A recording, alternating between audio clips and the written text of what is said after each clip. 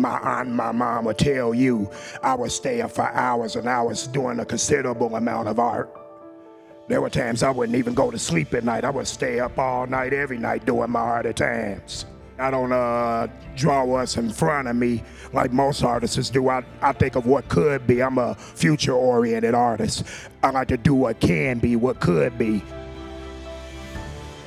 The fact that Intuit is a champion of self-taught artists and can put on events and host things is really crucial to the growth of and the sustainability of the art ecosystem.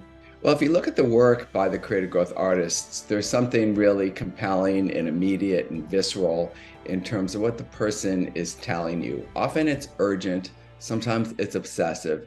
Aesthetically, it's beautiful, it's primal, it's often colorful, and it really speaks to the soul of the artist.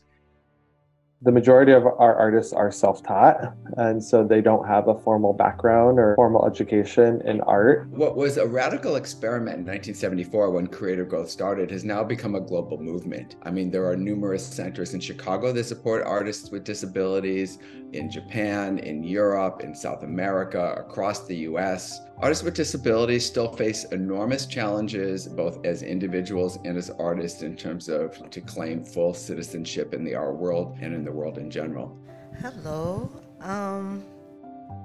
I think that being an artist with disability and being an artist in general, you are constantly given the message that what you're doing is not worthwhile.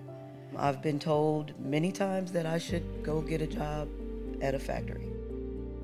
There's lots of challenges that our artists face, especially being seen as artists with disabilities, that we often have folks who refer to our artists as students or kids when that's not anywhere close to the artists that we represent. They're always surprised at the quality of the art that we have because they believe that people with disabilities can't create art every bit as good as a mainstream artist. People who aren't familiar with anyone who has a developmental disability or a mental illness might just be a little afraid of it, or maybe afraid of the artist. I think if you don't have the opportunity to see work by artists with disabilities or creative growth artists or self-taught artists, there's a whole language that you're not speaking. You know, a whole volume of books that you haven't opened, a whole genre that is missing from your life. Getting other organizations and established exhibition spaces to appreciate and champion the work by our artists is so important to not only, as I was saying, sort of validate the work that we're doing, but to really push the careers forward. Hello, my name is Irene Haynes. I make abstract art. It's uplifted my soul. It's shown me a new place in my life to express myself.